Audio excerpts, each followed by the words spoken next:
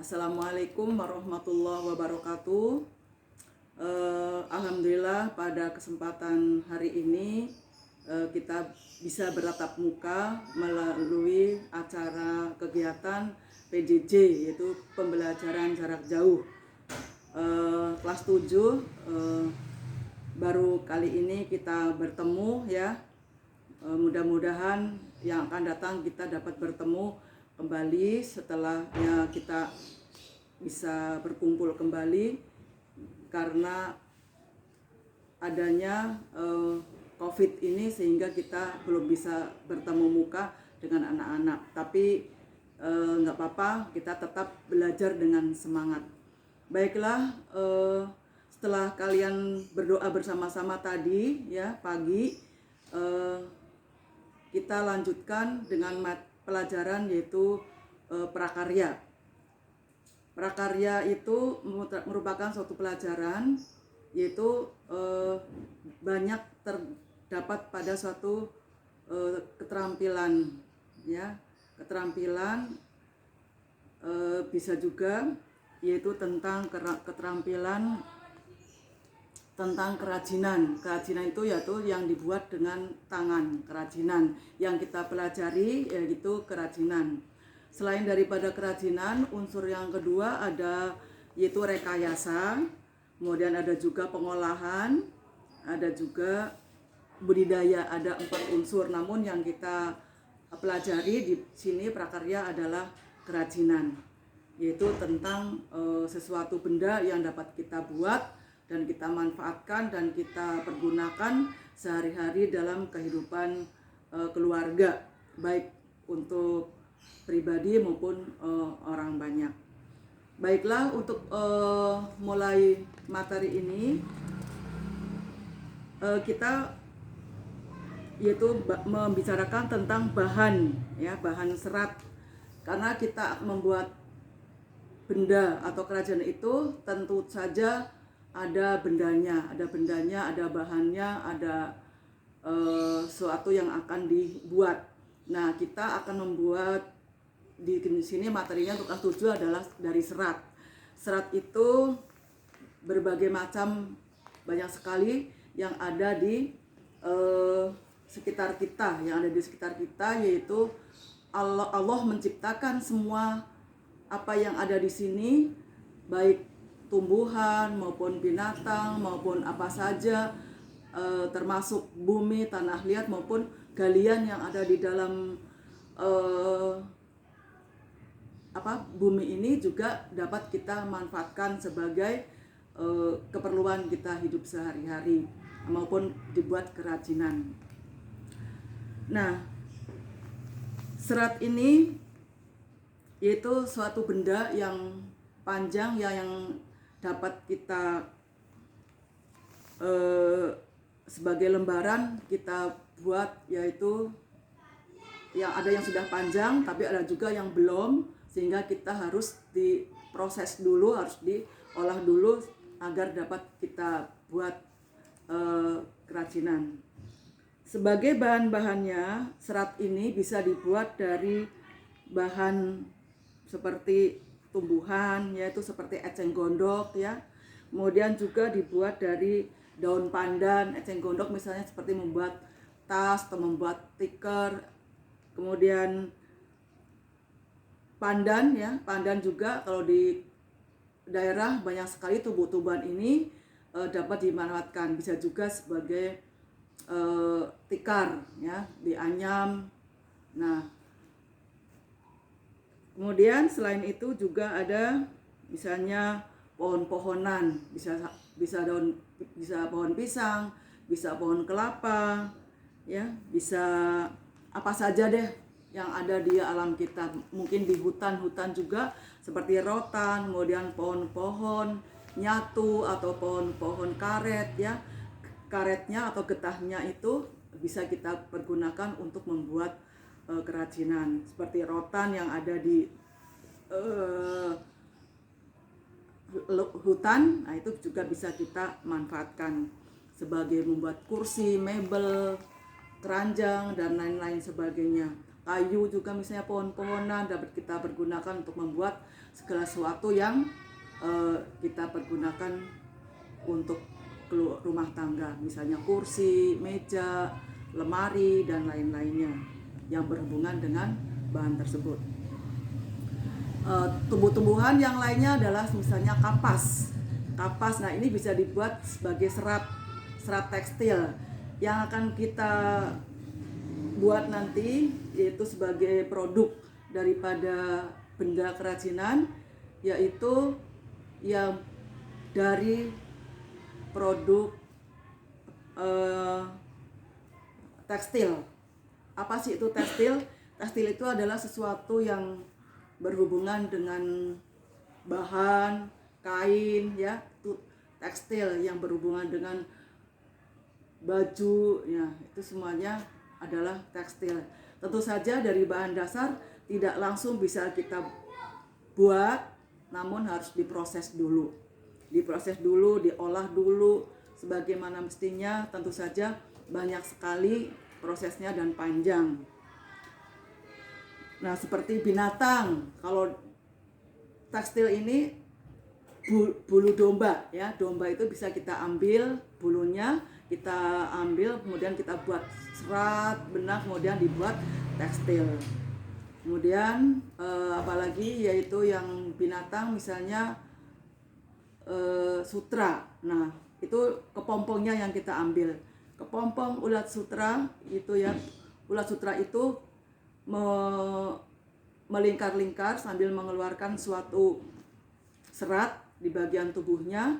Nah, kemudian kalau sudah habis mereka akan keluar dari kepompongnya, dan kepompong itu kemudian kita twist, yaitu dibentangkan, dipanjangkan. Nah, itu nanti akan kelihatan berapa panjang daripada serat tersebut, kemudian diolah menjadi benang sutra. Kalau misalnya dibuat baju, namanya adalah bahan sutra. Di prosesnya banyak sekali. Kemudian linen juga bisa. Nah, ada lagi yaitu serat sutra, tadi sudah, ya, serat sutra. Dan kapuk juga bisa dipergunakan, cuman kapuk itu jarang dipakai karena tidak terlalu kuat untuk membuat suatu serat untuk tekstilnya itu.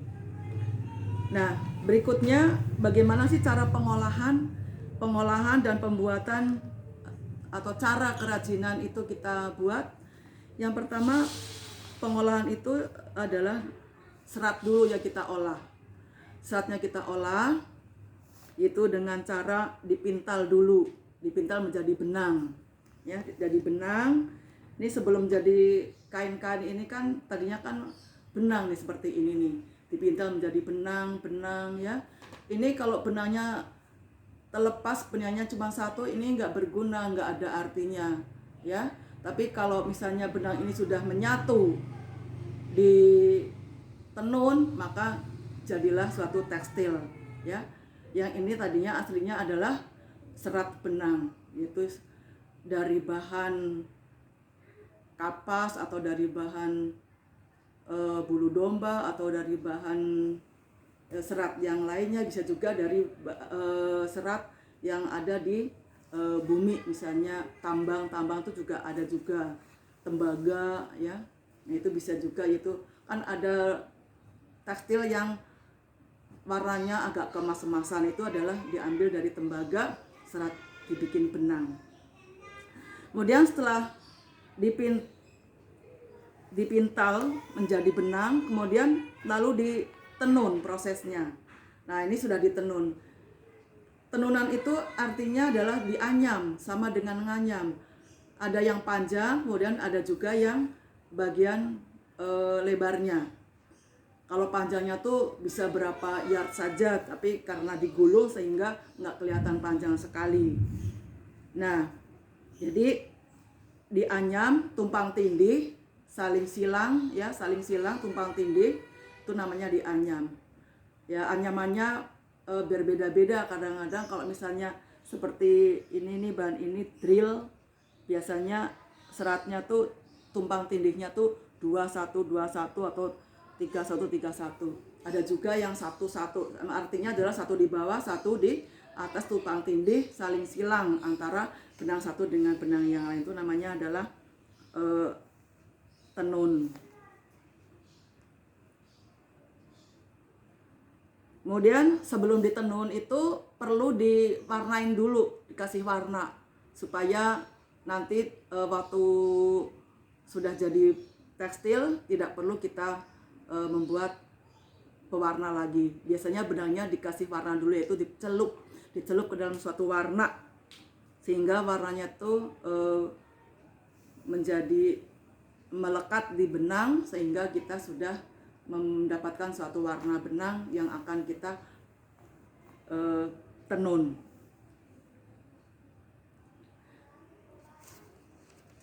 Kemudian di sini teknik kerajinan serat, bahan serat.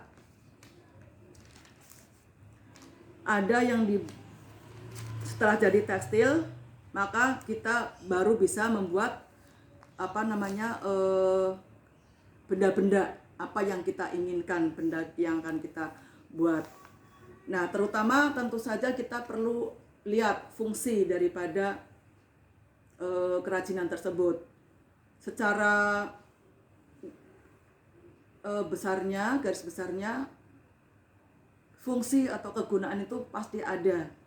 Ada yang fungsinya sebagai fungsi pakai, ya, seperti ini nih, ya.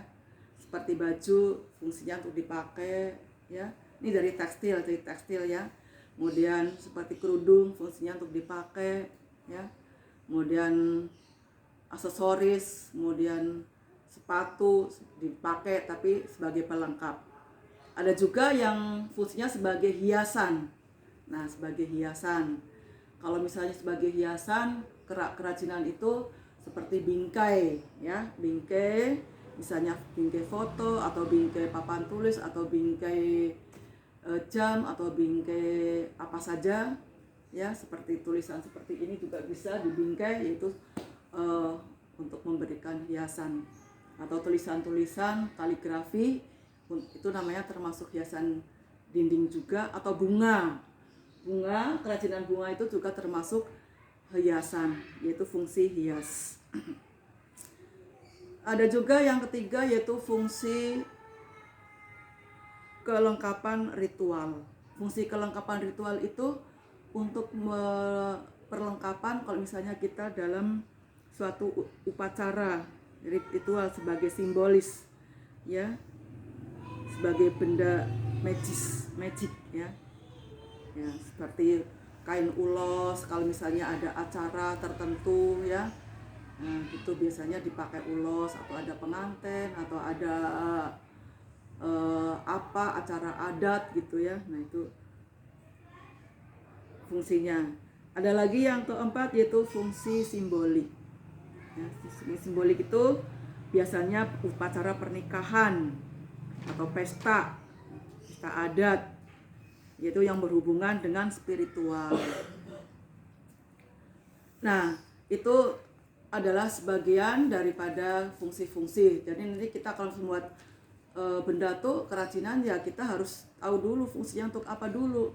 Jadi asal jangan bikin dulu, asal jangan membuat dulu, tapi tanpa adanya apa sih untuk apa gitu, gunanya untuk apa gitu, dan sebagainya. Nah, tentu saja setelah diolah dan fungsinya udah tahu, kita juga harus proses produksi kerajinan. Nah, kita akan membahas tentang tekstil, ya. Kalau tekstil itu ya hubungannya adalah dengan kain-kain, ya, kain-kain, bahan ini hubungannya adalah dengan kain-kain. Yang benda-benda kerajinan yang ada hubungannya dengan kain-kain. Selain kain memang ada juga, tapi untuk kelas 7 ini materinya memang kerajinan yang dibuat daripada kain atau tekstil. Banyak sekali, nak. Hordeng, taplak meja, spray, bantal guling, sarung guling, tutup galon, tutup TV, banyak sekali yang gitu. Atau kantong HP, ya. atau tempat tisu dan sebagainya, ya, atau loper atau taplak meja kecil dan lain-lainnya itu yang berhubungan dengan kain atau tekstil tersebut. Pertama, proses kerajinan tekstil ini adalah tentang membatik. Kalau teknik membatik ini ada alatnya, yaitu pemanas seperti kompor, tapi nggak gede-gede, kompornya kecil aja, jangan kompor yang gas terlalu gede, kompor minyak biasa tapi kompornya yang kecil. Kemudian ada lilin malam. Lilin malam itu dicairkan, kemudian setelah dicairkan kita sendokin sedikit demi sedikit dengan alat namanya canting, kemudian kita oleskan pada kain yang akan kita batik. Tentu saja kain tersebut sudah digambar terlebih dahulu, sudah dilukis, sehingga kita tinggal menebalkan saja dengan malam yang sudah dicairkan. Nah, ini biasanya kerajinan banyak di Jawa, Jogja, Pekalongan, ya. Tapi tidak hanya membatik dengan tangan saja sih, ada juga teknik yang dibuat dengan cara dicap, ya, itu lebih cepat, jadi ada capnya. Tapi kalau dengan batik tulis, itu namanya batik tulis ya, kalau dengan tangan, dengan canting itu lebih lama sebenarnya. Nah, saya rasa batik anak-anak juga udah tahu, udah punya ya batik contohnya. Nah, ini ya, itu batik nih. Nah, ini ada contoh adalah motif batik ya, sarung bantal. Sarung bantal ini juga motif batik, termasuk anak-anak juga pasti punya ya. Kemudian yang kedua adalah sulam. Proses kerajinan teknik sulam. Teknik sulam itu menghias kain, ya, menghias kain. Sulam itu untuk apa? Ya untuk menghias baju, menghias kerudung nih, seperti ini nih Bu. Pakai kerudung ada sulamannya, ada bordirannya. Kalau sulam biasanya pakai tangan, tapi kalau bordir pakai mesin, ya, pakai mesin kalau sulam. Nah, di sini sulam itu ada sulam datar. Sulam datar itu artinya sulaman yang rata dengan kain yang dihias. Ya, dengan kain yang dihias itu rata. Ya, seperti contohnya ini juga termasuk kain sulaman datar. Tapi ini namanya aplikasi ya, sulaman datar tapi aplikasi. Kenapa disebut aplikasi? Karena ini hiasannya adalah kain percak. Kain percak itu artinya kain yang sisa-sisaan, ya, sisa-sisaan gunting-guntingan dari baju yang sudah nggak kepake. Nah, ini dipergunakan, dibuat motif, boleh ditempelkan, dibuat hiasan seperti ini, ya, rata, sulaman rata tapi aplikasi. Nah, seperti ini juga aplikasi, sama itu tempelan, ditempel kain. Nah, yang lainnya juga ada nih sulaman datar juga, karena ini adalah rata dengan kainnya. Ini namanya sulaman Inggris. Nah, kalau ini namanya sulaman Perancis dan sulaman Inggris. Kalau yang lubang-lubang ini namanya adalah brigdes. Nah, ini ada lubang-lubang, di batu lubang namanya adalah brigdes. Kemudian yang ini adalah tetes air yang kecil-kecil, tetes air, ada brigdes. Jadi harus lengkap kalau misalnya membuat sulaman Perancis, yaitu sulaman putih ya, sulaman putih Perancis dan Inggris gitu. Ada lagi selain daripada sulaman tempel, yaitu ada sulaman terawang. Sulaman terawang atau sulaman kerawang ini modelnya berlubang-lubang. Jadi kainnya tuh harus ditarik benangnya. Ditarik berapa benang, misalnya ada 10 benang atau 5 benang. Jadi kita harus pilih bahan yang mudah ditarik benangnya, ya. Nah, seperti ini nih. Ini kan saya lubangin tuh, ada lubang-lubangnya. Ya. Jadi ada lubang-lubang ini, ditarik benangnya dulu, ditarik. Nah, setelah ditarik baru kita jahit sulam, yaitu sulam terawang, diikat-ikat sini ya. Nah, diikat bawah, ikat atas, kemudian ikat tengah. Nah, ini seperti ini hasilnya. Jadi ini namanya sulaman terawang. Jadi kita pilih bahan-bahan yang mudah dicabut-cabut benangnya. Yang berikutnya ada lagi yaitu sulaman timbul. Di sini ada sulaman timbul. Seperti apa sih sulaman timbul? Sulaman timbul itu bunganya atau motifnya itu timbul, ya. Di sulamannya tuh timbul, hasilnya sulamannya tuh membentuk gelombang-gelombang. Nah, ini kan kelihatan nih, ini gelombang nih. Motifnya ini tuh. Saya isi ini dengan kapas dalamnya, ya. Kapas. Nih, dalamnya ada kapas sehingga ada timbul-timbul seperti ini. Nah, sulaman timbul. Jadi motifnya itu kelihatan hanya timbul saja, nggak ada warna apa. Jadi ini termasuk sulaman timbul. Kemudian ada lagi yaitu kerajinan tentang perca, ya. Perca apa sih perca? Perca itu adalah sisa-sisa kain guntingan. Kalau misalnya kita membuat baju, membuat celana, membuat pakaian, membuat apa saja, pasti ada sisa-sisa. Walaupun kecil-kecil apapun ada sisa-sisa, ya. Seperti ini kan sisa nih, sisa. Nah, sisa-sisa nih, sisanya tuh yang nggak beraturan. Kadang-kadang kecil, kadang-kadang gede, kadang-kadang ya sesuai dengan model yang kita gunting. Nah, sisanya ya tidak beraturan, ya. Nah, sembarang gitu ya. Nah, kemudian ada lagi hiasan kerajinan yang seperti ini, yaitu dengan cara disongket, dikait, direnda, ya. Renda warnanya boleh satu macam atau berapa macam, ya, sehingga bisa jadi benda. Ini tadinya benang. Kalau misalnya benang ini masih jadi gulungan, belum jadi, ini masih belum bisa dipakai. Tapi setelah benang ini dirajut, ya, direnda, maka ini benang nih. Ini kalau benang masih begini ini kan belum membentuk sebagai benda. Tapi kalau sudah dirajut, kemudian direnda, maka jadilah suatu benda yang dapat kita pergunakan, kita manfaatkan. Loper, yaitu untuk alas vas, ya, alas vas. Di sini ada vas bunga, taruh di sini, ya. Kemudian ada lagi juga sulaman fantasi. Nah, kalau ini sulaman fantasi itu artinya bermacam-macam tusuk hias. Tusuk hiasnya tuh banyak sekali. Ada tusuk pipih, ada tusuk tangke, ada tusuk mawar dan sebagainya. Ini banyak sekali. Nah, tentu saja benda-benda yang lain itu misalnya kita buat benda seperti ini. Ini adalah tempat tisu, nah. Tempat tisu.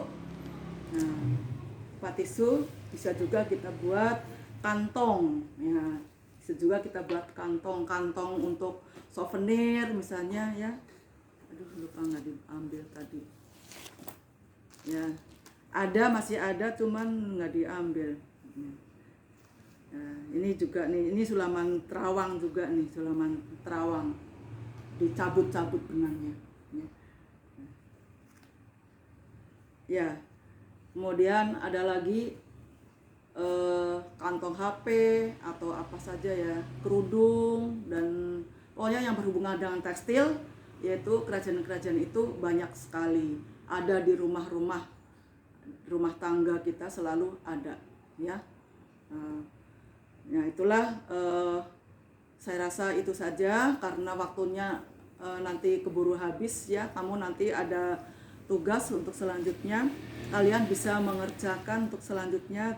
Tugas kalian silahkan kerjakan halaman 16, ya.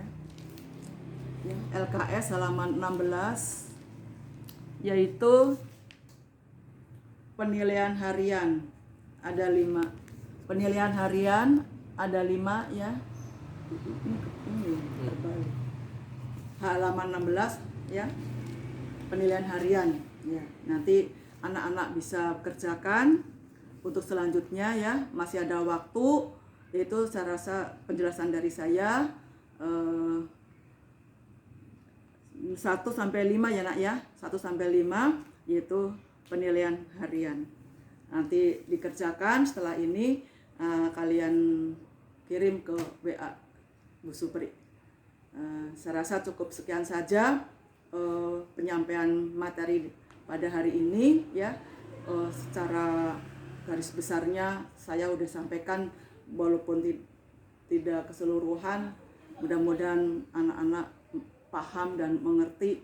Kalau kemarin-kemarin masih belum tahu, belum paham sekali, mudah-mudahan bertambah paham, bertambah mengerti ya. Demikian, kurang lebihnya mohon maaf. Bila ditaufiq wal hidayah. Wassalamualaikum warahmatullahi wabarakatuh. Terima kasih.